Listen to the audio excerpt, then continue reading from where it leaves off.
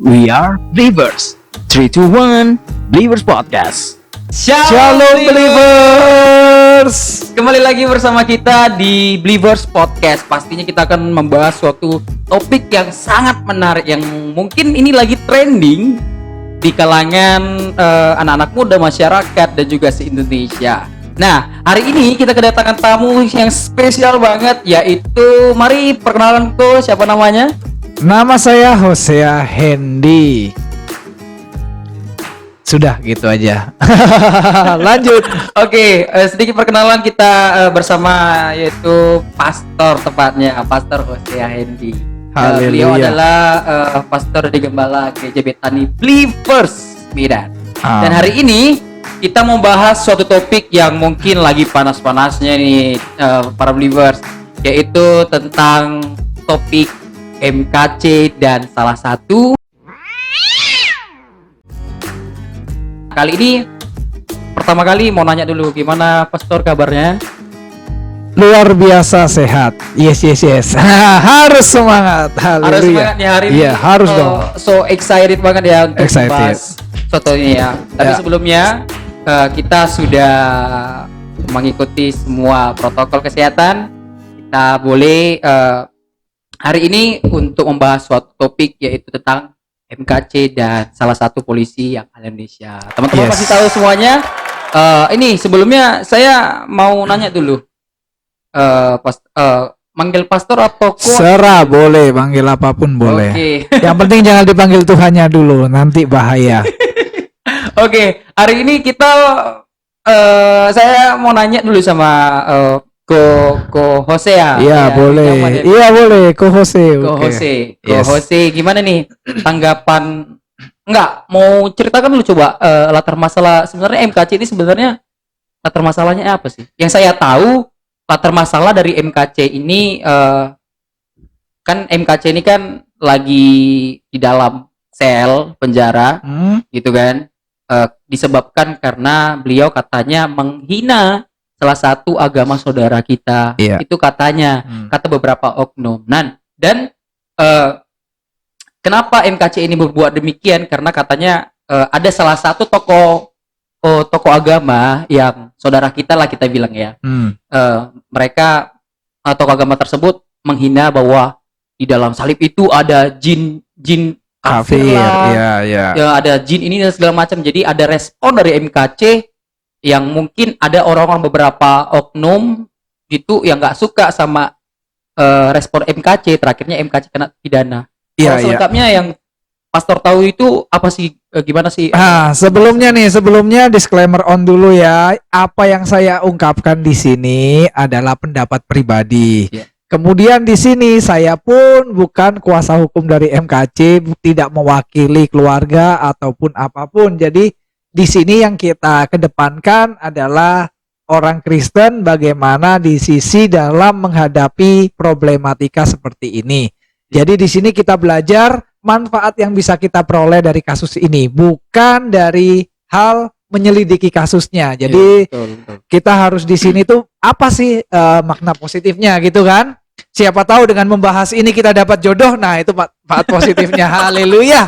Ya, kita just kidding aja ya biar santai ya. Jadi setahu saya ya seperti yang tadi Namo bilang, bahwa Joshua bilang bahwa ada salah seorang pemuka agama bilang di salib ada jin kafir. Kemudian hal ini dijadikan topik di beberapa video oleh Bapak Muhammad KC dalam halnya untuk menginjil. Jadi Bapak Muhammad KC ini sering berkata bahwa beliau menginjil, beliau evangelis, kemudian beliau kepingin banyak orang mengenal Tuhan Yesus. Tapi kata namanya Muhammad ya, tapi dia Kristen ya. Dulunya dia non Kristen. Dia kemudian masuk ke Kristen, otomatis di kitab suci lamanya dia bisa membaca, dia bisa mengerti, katanya seperti itu. Jadi dia membahas hal-hal yang seperti di kepercayaan lamanya dibawa sampai sekarang. Dia membahas hal tersebut, tetapi poin daripada ketika ditangkap, saya baca di beberapa portal media online bahwa Bapak Muhammad KC ini, MKC ini menanggapi yang paling utama disorot itu bahwa di salib ada jin kafir. Kemudian dia menjawab, bukankah di kitab suci orang yang mengatakan di salib ada jin kafir ini dijelaskan bahwa nabinya berteman atau gimana gitu. Terus kemudian beliau bukakan ayatnya seperti itu. Tapi poin kita nggak ke sana, tapi kita di podcast ini mungkin lebih baik lebih ke arah kebinekaan aja. Kita jadi biar lebih sama-sama saling menghargai, saling respect. Itu aja sih. Oke, boleh kalau ada yang pertanyaan kita bisa sharing. Jadi responnya Koko itu gimana yang mengenai tentang MKC ini dengan YouTube channelnya itu kan ada berbagai, mungkin dia lagi kayak menceritakan ajaran-ajaran agamanya yang sebelumnya. Iya, gitu betul. Kan di YouTube-nya gitu. Jadi tanggapan pastor gimana? Jadi menurut saya gini, setiap orang yang berpindah dari agama lama convert ke agama yang baru, otomatis pasti akan menjelaskan kejelekan yang lamanya. Itu udah otomatis adalah sebuah bohong kalau tidak melakukan hal tersebut. Contoh, saya sekarang Kristen, besok saya contohnya saya sakit hati dengan Kristen atau saya kecewa dengan kekristenan, saya meninggalkan gereja, kemudian saya mungkin jadi ateis contohnya. Yang pertama kali saya ceritakan hal-hal keburukan Kristen pasti keluarga. Jadi keluarga, percuma di Kristen seperti ini, seperti itu. Itu sebenarnya udah rahasia umum. Banyak sekali di Indonesia terjadi, tetapi fakta yang sekarang terjadi karena adanya media sosial, adanya dunia digital ini. Jadi cepat sekali hal-hal seperti ini langsung booming. Nah, benernya dari dulu udah biasa sih, biasalah. Biasa orang-orang menghina orang Kristen juga biasa. Orang Kristen dihina, orang Kristen ada juga yang mungkin dari sebelah kemudian bersaksi bahwa di sebelah keburukannya apa. Begitu juga sebaliknya, itu hal yang biasa sebenarnya. Nah, jadi kalau misalnya menurut pandangan Gogo nih, tanggapan MKC itu dapat dibenarkan nggak menurut Alkitab atau menurut orang Kristen itu sebenarnya gimana? Nah, kalau dari kasus ini yang saya lihat adalah MKC kan menanggapi dari si Bapak Ustadz itu tadi. Nah, si Bapak Ustadz ini harusnya kepolisian kalau mau mengusut tuntas kasus ini, kalau cuma di MKC MKC juga harus diperiksa apakah perkataannya ada yang offside atau tidak. Itu adalah sesuai hukum yang berlaku. Tetapi kita harus ambil dari akarnya juga. Jadi dari bapak ini tadi juga harus dipanggil, mungkin diambil kesaksiannya dari yang berbicara di salib ada jin kafir. Nah, menurut saya bapak ini harus membuktikan apakah ada di kitab sucinya atau di kitab suci mana bahwa di salib ada jin kafir. Nah, jika beliau bisa membuktikan bahwasanya di salib ada jin kafir sesuai dengan kitab sucinya contohnya atau kitab suci manapun, kita sekalipun kita pasti tersinggung, kita orang Kristen tersinggung dong. Pastilah. Salib kan lambang kemenangan kita. Salib itu kan hal yang sangat sakral sekali bagi orang Kristen, sangat amat sakral sekali. Kita seperti kepercayaan kita diinjak-injak gitu kan. Iman kita, harga diri kita diinjak-injak. Pasti justru aneh kalau kita orang Kristen ada yang berkata demikian kita happy, itu kan aneh. Itu kan sangat unik sekali kalau orang Kristen, wah ada yang berkata di salib ada jin kafir, kemudian dia memperagakan tangannya begini, ngomong haleluya haleluya seperti olok-olokan seperti itu contohnya. Nah, orang Kristen kalau tidak memiliki rasa sensitif pada hal demikian perlu ditanyakan seberapa cinta kita kepada Yesus gitu kan. Nah, ini harus dibuktikan dulu, ditanya dulu ke bapak ini, kenapa kamu bilang seperti itu? Dalilnya mana? Kalau dia bilang ini mengajarkan di kalangan sendiri, harus ada dalilnya. Apabila dalil ataupun di kitab sucinya tidak ada, ya menurut saya pribadi sebagai hamba Tuhan, gelar pemuka agamanya perlu dipertanyakan. Kalau bisa juga dicopot. Karena apa? Dia mungkin kalau di Kristen berkhotbah atau berdakwah tidak sesuai dengan konteksnya, tidak sesuai dengan bidangnya, dia sudah offside seperti itu. Nah, dari sini setelah diselidiki, apabila bisa membuktikan bahwa di salib memang ada jin kafir, ada ayatnya, ada firmannya, bapak ini harus dibebaskan. Si Bapak Ustadz ini tidak bersalah apapun karena sesuai dengan kitab sucinya. Kita pun sekalipun sakit hati kita harus terima. Kenapa? Karena Iya. kita kan menjadi warga negara Indonesia harus saling menerima. Iya. Ada 6 agama yang diakui Indonesia, ya kita kalaupun ada pengajaran agama lain yang mungkin gak cocok dengan kita, ya kita harus hargai gitu. Nah, Bapak ini harus membuktikan terlebih dahulu apakah ada dalilnya di salib ada jin kafir. Nah, itu intinya. Nah, setelah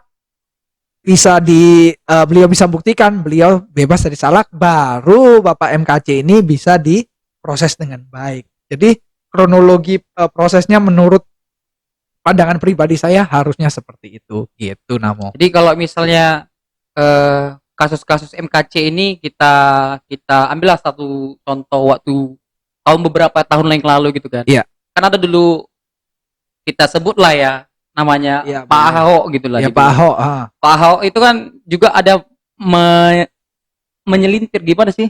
Apa ya? Segelintir ada kata-kata berapa kalimat yang kata oknum saudara kita itu katanya menghina gitu kan. Jadi ini sebenarnya kasus MKC ini sama Ahok ini sebenarnya sama atau beda sih? Beda. Kenapa saya bisa bilang beda? Kalau Ahok jelas itu adalah persaingan di dunia politik dalam pilkada. Kemudian Ahok mengambil sebuah ayat mungkin dari yang bukan kepercayaannya untuk membuktikan bahwa dirinya bersih dari korupsi dan segala Iya. macam begitu kan. Sedangkan tujuannya Ahok sama MKC sangat berbeda. Sedangkan di Bapak MKC ini tujuannya adalah penginjilan. Tujuannya adalah memperkenalkan kenapa saya menjadi Kristen. Nah, kenapa saya meninggalkan kepercayaan lama saya? Justru apple to apple-nya Bapak MKC ini dengan Bapak Ustadz Yahya Waloni. Itu apple to apple. Kasusnya mirip. Sama-sama meninggalkan kepercayaan lama, kemudian menjelekkan kepercayaan lamanya. Iya, Seperti betul, itu. Ada beberapa tokoh agama gitu kan. Iya, iya. Ada beberapa tokoh agama saudara kita. Ya, kalau misalnya saya pribadi sih mungkin lumayan banyak. Iya. Lumayan banyak yang menjelekkan agama lain lah. Iya, benar. Agama lain terus kayak keimanan orang lain. Gimana tanggapan pastor misalnya apakah orang-orang yang kayak gini juga perlu diproses sama seperti kita kan tahu gini. Kita kan tahu kalau misal ini kita langsung terang-terangan kan karena ini juga orang Indonesia juga udah tahu Iya. bahwa kita ini minoritas gitu. Iya, benar. Kita ini minoritas. Kita minoritas dan juga mungkin ada tokoh saudara kita mungkin yang mayoritasnya.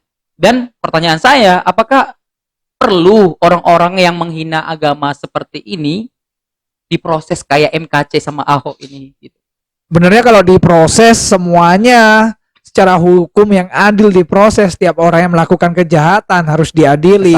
Kesalahan seperti ini, salah ucap seperti ini, penjara nggak akan nampung gitu.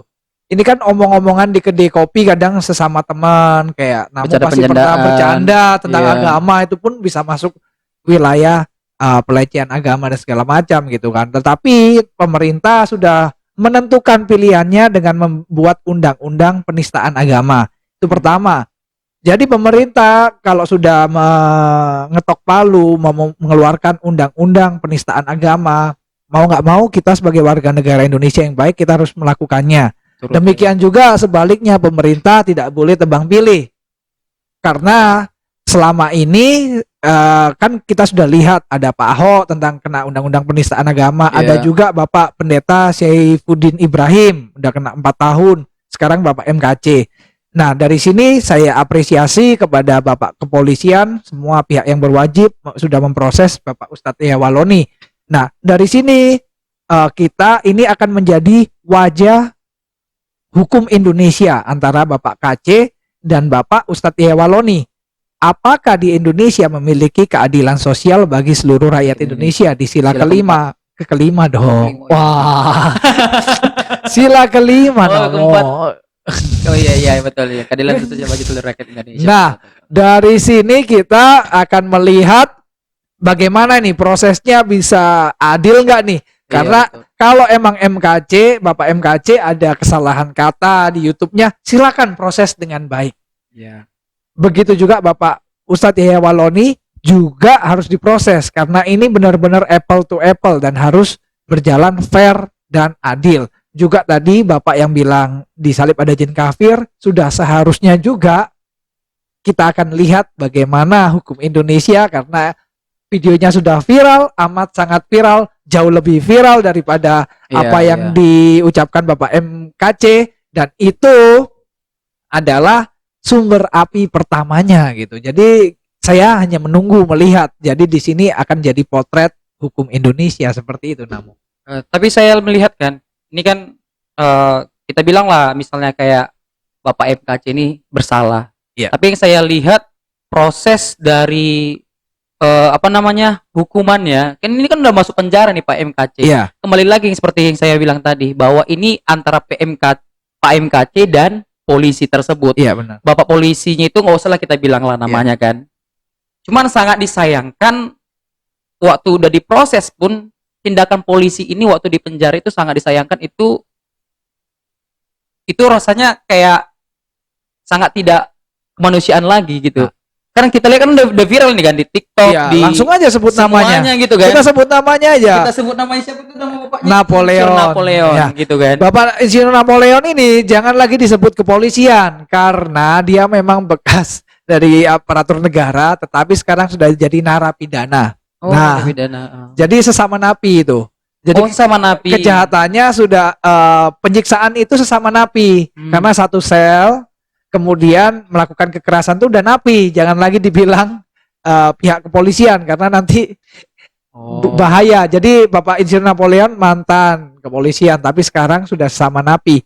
Dia terkena kasus juga korupsi gitu. Kasus korupsi. Nah, akhirnya dipenjarakan, kemudian karena ingin membela kepercayaannya melakukan penganiayaan, pemukulan, sampai katanya dari beberapa media online yang saya baca ada sampai berhubungan dengan kotoran manusianya. Iya, sampai itu makanya nggak berkemanusiaan saat dia membela agamanya. Jadi benarnya siapa yang paling dirugikan? Kepercayaan beliau sendiri. Kepercayaan beliau sendiri paling dirugikan karena apa? Karena masyarakat yang sekarang Indonesia terdiri 270 juta orang. Detik ini, menit ini banyak orang yang mau berpindah dari kepercayaan lain ke Kristen ataupun sebaliknya dari Kristen ke kepercayaan lain. Detik ini, menit ini pasti banyak yang akan melakukan hal tersebut. Tetapi ketika melihat fakta ada contoh seperti ini, nah dari sini dirugikan ya kepercayaannya sendiri. Nah, jadi sudah memalukan ya. Nah, orang-orang jadi ternyata untung saya belum masuk ke sana. Kalau saya masuk ke sana nanti saya jadi seperti ini dong. Nah, makanya dari itu kita sebagai anak-anak Tuhan di sini adalah konten kekristenan. Jaga hati supaya kita jadi garam dan terang dimanapun berada. Berikan contoh yang terbaik. Biarlah hukum negara itu biar kita junjung tinggi, tetapi di dalam kehidupan kita melakukan juga hukum Tuhan seperti itu. Nggak ada yang harus bertentangan seperti itu. Jadi kalau misalnya menurut pastor di Indonesia ini masih ada toleransi nggak sih? Toleransi ada, tetapi mungkin sejak adanya sosial media kita itu seperti gini. Benernya ada yang bilang gini, Indonesia sekarang toleransinya menipis dan segala macam seperti itu kan. Tapi sejak sosial media itu bukannya toleransi kita mengecil ataupun menipis. Ini membuka aib-aib yang selama ini tertutup. Dari keluarga, lepas keluarga, dari pemerintahan mungkin, dari masyarakat, dari kelompok lepas kelompok, etnis lepas etnis. Selama ini ternyata begitu banyak perbedaan setelah adanya sosial media membludak, boom, keluar semua. Apa yang tadinya omongan di dapur bisa keluar ke sosial media.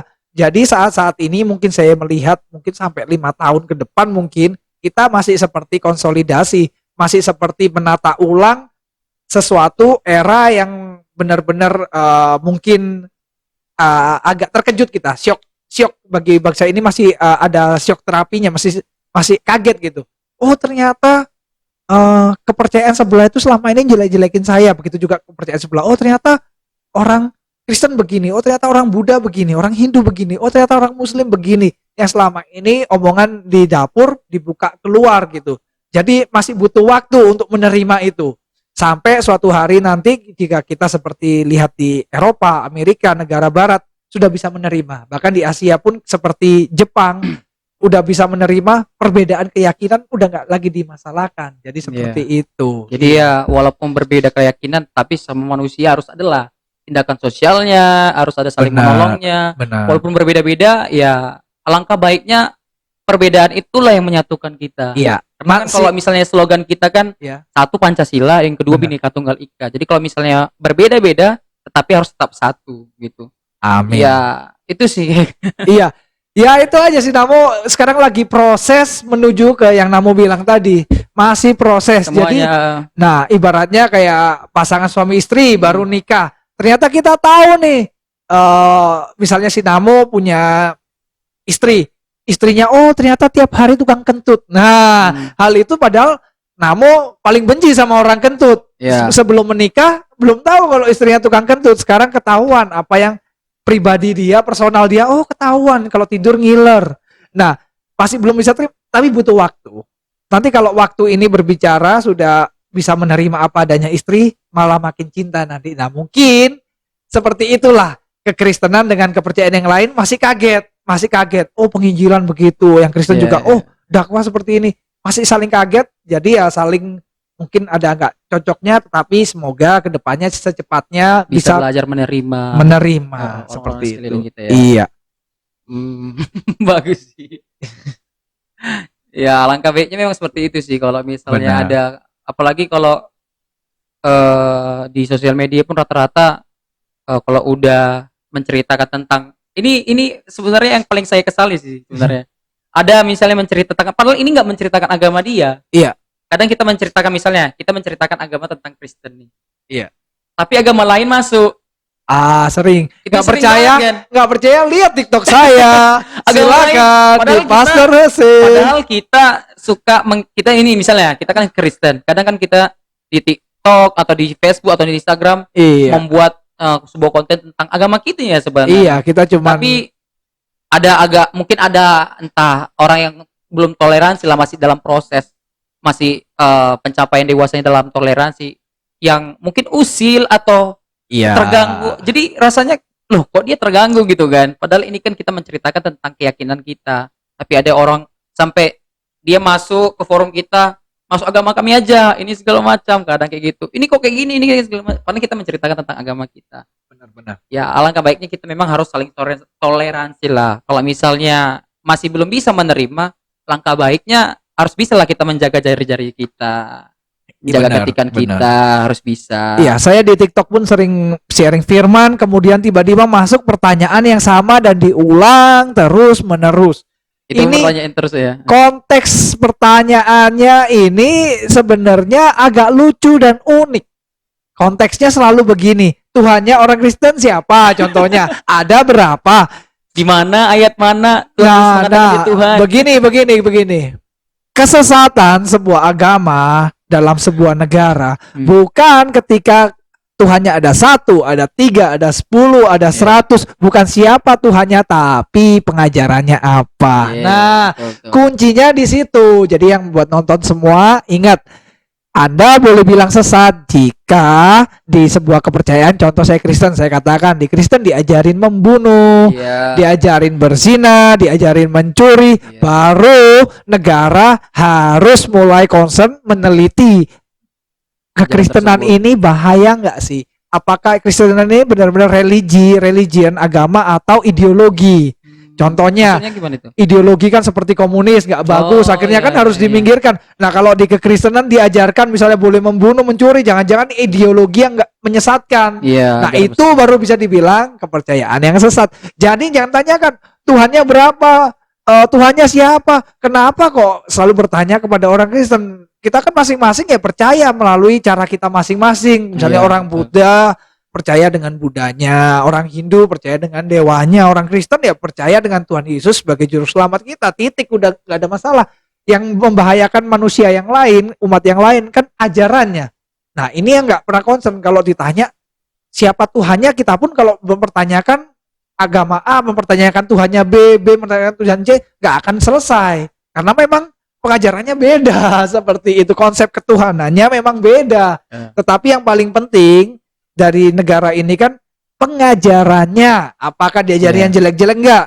Nah, itu yang perlu dipertanyakan. Itulah sumber kesesatan. Kalau selama tidak agama ini tidak mengajarkan sesuatu yang negatif, yang jelek, ya nggak ada sesatnya. Ya udah, beragama aja, bebas, apapun saling menghormati, begitu. Iyalah, maksudnya ya kalau misalnya ngasih pertanyaan, ya alangkah baiknya ngasihnya di forum seagamamu lah gitu loh. Iya, benar-benar. Lebih alangkah baiknya kayak gitu sih. Maksudnya ya lagi memberitakan firman Tuhan, kita jawab tapi nggak mau menerima kan. Iya. Kadang gitu kan, kita kasih masukan tapi nggak menerima. Jadi kan kalau misalnya kembali lagi kayak sama orang-orang yang suka pindah agama. Kadang kan kita lihat banyak orang-orang tokoh agama, bahkan tokoh agama besar sekalipun, bahkan gini, waktu dia udah pindah agama misalnya dari Kristen ke agama saudara kita ke Kristen. Kadang kan ada orang yang baru pindah, tiba-tiba dia menjadi pendeta lah, ada yang bisa langsung menjadi ustadz lah, ada yang langsung jadi pastor lah, ada langsung jadi orang-orang tokoh orang Buddha, Hindu semuanya. Tokoh agama itu, ya. Menurut Koko gimana itu tanggapannya? Apakah itu boleh nggak, atau mereka ini harus kayak ada pendidikannya lagi? Kadang kan ada orang yang langsung, iya, kadang kan lagi trending-trendingnya, iya saya dulu mantan orang Kristen, kan ada gitu kan, sampai dia mengaku dia mantan Kristen di sini, ya itu dulu murid saya ini segala macam, padahal ya terakhirnya dia menjelekkan gitu. Itu gimana itu pandangan? Ini benernya masalahnya itu ada di para jemaat, para umat. Ketika telinga para umat hobi dan suka mendengarkan hal-hal seperti itu, maka popularitas orang-orang yang demikian cepat naik. Contohlah kita Kristen, kita ngomong Kristen kan, ada yang dari agama seberang ke Kristen, kemudian upload satu YouTube yang nonton banyak, kemudian banyak like, banyak subscribe, kemudian banyak request kepada para gembala, undang dong ke gereja kita, undang dong. Jadi gembala pun juga akhirnya mengikuti contohnya, mengundang orang tersebut popularitasnya naik karena telinga-telinga yang kepingin mendengar gitu. Tetapi seberapa dalam pengajarannya bukan ditentukan dari mana agamanya, dari mana kepercayaannya. Justru boleh nggak orang yang baru berpindah agama, kepercayaan, kemudian menjadi pendeta contohnya, menjadi ustadz, menjadi biku mungkin atau apapun. Ya tergantung lagi ketika orang tersebut memang benar-benar punya kapasitas yang baik, punya hati yang benar-benar mau melayani. Ya boleh-boleh aja, menurut saya boleh-boleh aja. Tetapi harus dilihat lagi, kalau di kekristenan kita ngomong agama kita sendiri, gelar pendeta itu diberikan bukan dari kampus, bukan dari universitas, tetapi gelar pendeta itu dari denominasi.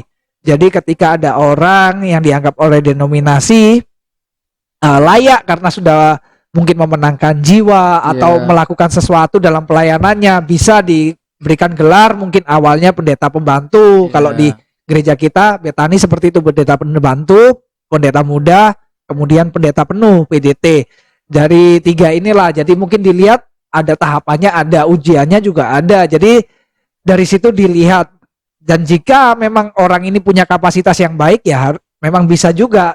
Tetapi kalau di gereja, di denominasi gereja kita, dari satu jabatan ke atas itu minimal 4 tahun. Jadi ada waktunya. Jadi nggak bisa kalau tiba-tiba sekarang jadi Kristen, tahun depan udah PDT, itu mungkin agak mustahil. Kalau di denominasi kita nggak bisa gitu. Kalau yang lain saya nggak tahu gitu. Tapi kalau di gereja kita nggak bisa gitu. Oke. Jadi ya secara jujur pengetahuanku jadi bertambah sih yang mengenai dia. Rasaku memang aneh sih kalau misalnya ada orang yang kalau dibilang baru pindah dari agamanya langsung jadi ustadz lah, langsung jadi pendeta lah, pastor lah, dan lain-lain. Karena ya nggak segampang itu gitu loh. Kalau misalnya yang saya tahu pun itu yang kayak dibilang pastor juga, harus ada yang kayak pengajaran, ada pengajaran lagi kayak kelas, baru dia bisa, ada beberapa tahun tahap per tahap dia harus mengenal siapa Tuhan, bagaimana menjangkau jiwa, memang harus seperti itu. Iya, benar. Nah, kembali lagi ke topik kita tadi. Yes. Jadi kalau misalnya eh apa namanya? Kalau misalnya menurut pastor nih kan, Ya. kita kan tahu bahwa insinyur apa tadi? Napoleon. Napoleon ini dia berbuat sesuatu untuk membela agamanya Iya. dengan kekerasan. Iya. Nah, menurut pastor ini gimana tanggapannya karena tindakan seperti masa membela agamanya itu dengan tindakan Iya. seperti itu gimana? Jadi kan gini, kalau tanggapan sih santai. Karena banyak ya, Iya. karena banyak ya orang-orang yang seperti itu ya membela agamanya dengan tindak kekerasan. Nah, saya baru lihat video di YouTube nih, di waktu itu ada dari TV One atau mana saya lupa, tentang Ketua MUI menanggapi masalah MKC dengan Insinyur Napoleon iya, ini kan. itu lagi trending ya. Nah, si Ketua MUI ini berkata apa yang dilakukan Bapak Napoleon adalah reaksi bukan aksi. Aksinya adalah MKC mungkin di penjara, entah ada dialog atau apapun, yang penting kan MKC ini sudah menghina. Kemudian reaksinya melakukan kekerasan, katanya itu hal yang wajar. Bahkan beliau menggambarkan seperti di final Piala Dunia antara Zinedine Zidane dan Materazzi. Nah, saya agak bingung juga nanggapin ini. Jadi apakah wajar jika ada tahanan Kristen tiba-tiba mukulin Bapak Yaya Waloni? Kan jadi nggak selesai masalahnya gitu kan. Iya. Ya, katanya Jadi itu reaksi. Nah, tetapi justru perbedaan manusia beradab dan tidak beradab adalah dari reaksinya. Iya, betul. Ketika kita melihat aksi, apa reaksi kita, itulah yang menunjukkan siapa kita. Memang benar, apakah orang Kristen sakit hati dibilang disalib ada jin kafir, penghinaan, sakit hati, sangat amat sakit hati sekali. Tersinggung nggak? Tersinggung sekali. Betul. Bikin kita merah telinga nggak? Merah kali telinga kita. Tetapi harus diingat apa yang kita pelajari selama ini. Apa ilmu yang kita pelajari dari kekristenan? Tampar pipi kiri, berikan pipi kanan, diminta baju, kasih jubah, diajak jalan 1 mil, jalan 2 mil, berdoalah, kasih roti. Nah, berdoalah bagi mereka yang menganiaya kamu. Itu kekristenan. Jadi dari hal ini, puji Tuhan, saya melihat justru kekristenan semakin bisa mampu menjadi garam dan terang. Karena apa? Ketika kita dianiaya, di situ kita memaafkan, kita nggak sekedar menang, tetapi lebih daripada pemenang. Itulah kekristenan. Tapi sangat disayangkan ya kalau misalnya sesama tahanan pun sampai kekerasan seperti itu untuk membela agamanya. Iya. Ya itu rasanya kayak sangat disayangkan sih. Sangat disayangkan. Apalagi banyak pandangan orang. Jadi yang seperti yang kita bilang tadi, kadang orang juga melihat latar belakang kita atau enggak, kadang agama kita itu dari tindakan kita. Benar. Makanya Tuhan pun udah bilang bahwa kita ini segambar dan serupa dengan Kristus. Yes. Kalau kita pun juga bertindak yang salah, itu jadi kita seperti kayak bukan agama ya, bukan, maksudnya kita menjadi kayak menjelekkan Kristus gitu itu siapa. Benar. Jadi ya alangkah baiknya bisalah menjaga sikap yang kayak bisa yang dibilang pastor tadi, ada orang yang beradab, ada juga orang yang tidak beradab. Benar. Jadi aksi reaksi ini saya nggak setuju dengan yang tadi dibilangkan sama Bapak Ketua MUI itu. Contohnya, saya punya anak, nggak sengaja ada temennya dorong anak saya sampai terjatuh. Kemudian saya kalau bereaksinya membakar rumah anak itu. Ini kan memang didasari karena aksi dan reaksi.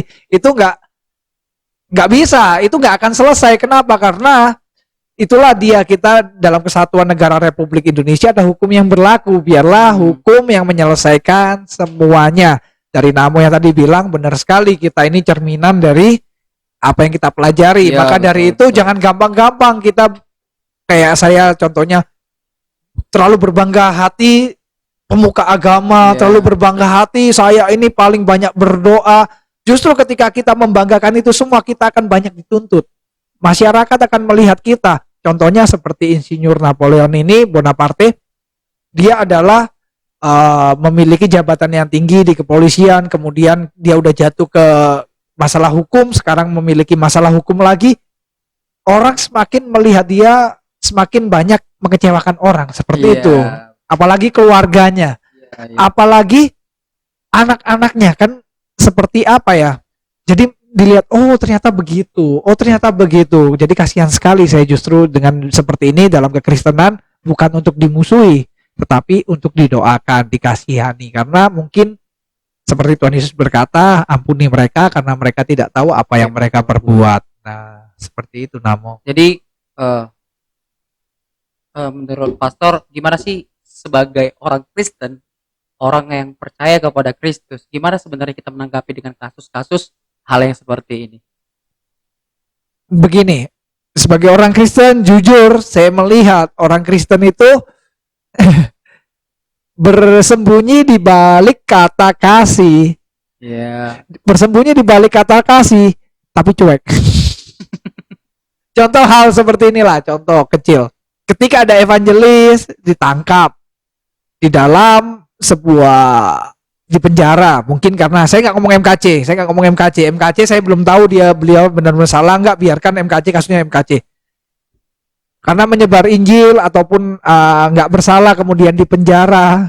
Saya melihat yang tadinya pendeta muncul di televisi, kita harus benar-benar, saya adalah mengakui Yesus, saya ini laskar Kristus, saya ini tentara Kristus. Kemudian ketika sesamanya masuk penjara, dengan gampang bilang, kita doakan aja, kita ampuni, tanpa kita membantu sesuatu. Nah, ini kan sebuah kemunafikan. Seperti Tuhan Yesus berkata, kalau ada orang miskin, ya mau tolong langsung tolong. Jangan cuma aku doakan kamu. Nah, hal seperti itu kita lihat banyak sekali Petrus di zaman modern ini. Rasul-rasul, Paulus yang dipenjara karena nama Yesus. Setidaknya kita kirim makanan kayak ke penjara. Setidaknya, apalagi mungkin banyak juga para hamba-hamba Tuhan yang mungkin memiliki rezeki lebih, memiliki link yang lebih, bantulah seperti itu. Bukankah kita di dunia ini bukankah di dunia ini kita itu nggak mengejar popularitas, kita ini numpang aja gitu di dunia ini. Mau popularitas paling terkenal berapa tahun sih, tetapi biarlah orang-orang yang evangelis ini yang selama ini door to door memberitakan firman Tuhan, mari berikan mereka kehidupan yang layak seperti itu. Jadi orang Kristen harus bersatu, harus melihat ketika contohnya seperti kasus salib jin kafir, harus pertama kali hati kita itu tersinggung tuh harus. Menurut saya ya, sorry ya kalau misalnya ada orang Kristen gak setuju sama saya. Kalau kita gak tersinggung, aneh gitu. Bener gak sih? Iya. Bener gak sih? Kayak cuek. Iya. Jadi kayak contohnya gini lah, istri kita dikata-katain tetangga, jelek, gemuk, bau, misalnya gitu. Terus kita gak tersinggung. Kita cinta gak sih sama istri? Iya, betul. Ya memang ujung-ujungnya pasti dengan mungkin kita berdoa, Tuhan aku sakit hati, kekristenan dihina, engkau dihina, tapi aku ampuni, tapi ampuninya dengan bergetar, dengan benar-benar sakit hati duluan gitu. Tapi kalau cuek, ketika ada orang kayak saya di sosial media saya posting tentang sesuatu hal seperti ini, ngapain sih posting begini, bikin perpecahan aja, ngapain kok beritain gini, beritanya damai-damai aja, biarin kita doain aja. Saya lihat kok banyak ya kekristenan yang apatis seperti ini kan. Sudah nggak berbuat apa-apa, nginjil pun nggak mau, ke gereja pun mungkin belum tentu juga rutin melayani, pun juga belum tentu doakan. Tapi susah gitu ngelihat orang ada yang bersatu hati membantu gitu aja, dia pun gatel tulis juga gitu. Jadi tolong kalau emang nggak mau membantu, ya udah biarkan orang-orang yang tergerak ini membantu gitu. Entah dari materi, dari doa, ataupun yang memiliki follower di sosial media memblow up ini hal-hal seperti ini supaya apa?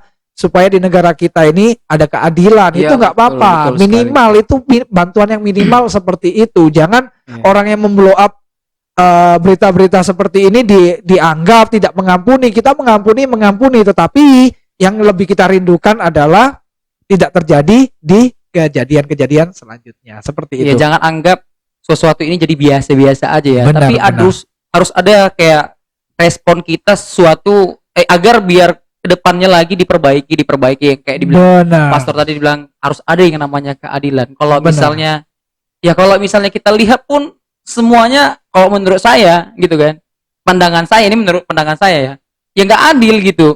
Kasus cuman kita bawa lah yang tadi, yang kata-kata tadi yang kayak Bapak Ahok cuma segelintir aja sampai itu Heboh sekali. banget itu, sampai sekarang mungkin heboh itu, sampai orang-orang pun juga membawa kasus itu kan. Kenapa dengan kasus seperti itu? Ini jelas-jelas ada banyak tokoh-tokoh agama yang besar-besar gitu sampai menjelekkan agama lain, terutama Kristen, tapi tidak ditindak seperti itu ya. Ya kalau misalnya kita nggak bisa bertindak, alangkah baiknya kayak dibilang pastor tadi, apain kita nggak usah komen lagi gitu loh. Maksudnya kalau nggak ada tindakan, ngapain kita katanya dibilang perpecahan? Bukan perpecahan, tapi kita mau mencegah hal-hal seperti ini. Kalau kita mungkin nggak tindak atau nggak berbuat adil, pasti akan ada seterusnya. Ini nggak selesai gitu loh. Diulang Kalau lagi, nggak ada efek lagi jerah. katanya biasa aja, tinggal minta maaf udah selesai. Justru akan semakin banyak lagi. Dan keluar lagi nanti tokoh agama yang mungkin kayak seperti itu lagi iya, menjelekkan lagi, kembali lagi seperti itu. Karena kan kalau misalnya yang saya lihat tokoh-tokoh agama besar itu viralnya karena itu. Iya. Mereka cari panggung di situ. Jadi ada panggung mereka untuk itu, terakhirnya jadi itu pembelajaran atau juga ceramah mereka seperti itu. Tapi ya itu sangat disayangkan sih kalau misalnya ada ceramah.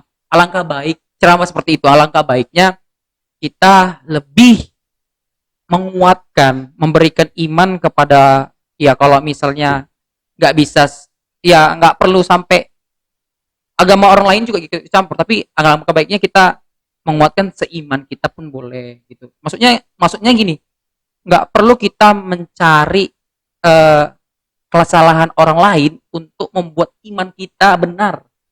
Ya benar. Pembelaan kepada iman kita benar. Ya. Bahwa ini kita benar loh. Tapi perlu. kita mencari agama orang lain untuk kesalahan orang lain di agama orang lain. Katanya kayak dibilang ada ini jin kafir, biar nggak orang lain itu biar nggak ke ini gitu loh. Maksudnya nggak usah sampai sedemikian rupa. Tapi alangkah baiknya ya sesama Kristen atau enggak sama Buddha, Hindu, Muslim, semuanya. Langkah baiknya ya kalau misalnya mau menguatkan sesuai ajarannya aja. Yes. Itu sesuai ajarannya aja. Kalau memang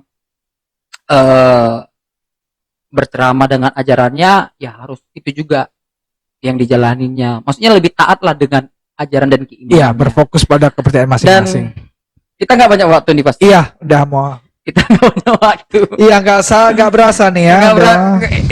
Kalau dibilang seru nih ya. Menarik sih sebenarnya pembahasan yang seperti ini ya. Panjang kali sebenarnya. Iya. Menurut Profesor untuk kasih pesan sama mungkin anak-anak muda. Iya, saya kasih pesannya dari firman Tuhan aja, Yohanes pasal 15 ayat 18 sampai 20. Jikalau dunia membenci kamu, ingatlah bahwa ia telah lebih dahulu membenci aku daripada kamu. Sekiranya kamu dari dunia, tentulah dunia mengasihi kamu sebagai miliknya. Tetapi karena kamu bukan dari dunia, melainkan aku telah memilih kamu dari dunia, sebab itulah dunia membenci kamu. Ingatlah apa yang telah kukatakan kepadamu, sebagai hamba tidaklah lebih tinggi daripada tuannya. Jikalau mereka telah menganiaya aku, mereka juga akan menganiaya kamu. Jikalau mereka telah menuruti firmanku, mereka juga akan menuruti perkataan. Jadi dari sini kita belajar bahwasanya kita nggak dari dunia ini. Mungkin semakin kekristenan dibenci, semakin kekristenan ditekan, artinya semakin ada Yesus di situ. Semakin firman ini tergenapi. Jadi dari situ pesan saya, kalau memang karena Tuhan kita dianiaya, dibenci, tetap sabar. Percayalah bahwa segala sesuatu indah pada waktunya. Itu aja dari saya. Haleluya. Ini ya teman-teman believers semuanya. So kita akan mengakhiri podcast kita hari ini. Terima kasih Pastor. Ya terima kasih juga Sinamo buat gabung. kesempatannya Believers Podcast sama-sama. Podcast kita, dan hari ini teman-teman, thank you so much. Langsung saja kita mau mengakhiri podcast kita hari ini. Jadi jangan lupa untuk selalu bergabung di podcast kita selanjutnya, dan jangan juga lupa untuk subscribe YouTube kita Believers Community. Amin. Bisa teman-teman sekalian mau minta doa, bisa di komen, atau juga mau tema apa untuk selanjutnya, bisa di komen di channel YouTube kita Believers Community. Dan hari ini sampai berjumpa lagi di next ke depannya, dan sampai jumpa. Jangan lupa untuk subscribe dan klik lonceng untuk seputar video kita Believers Community.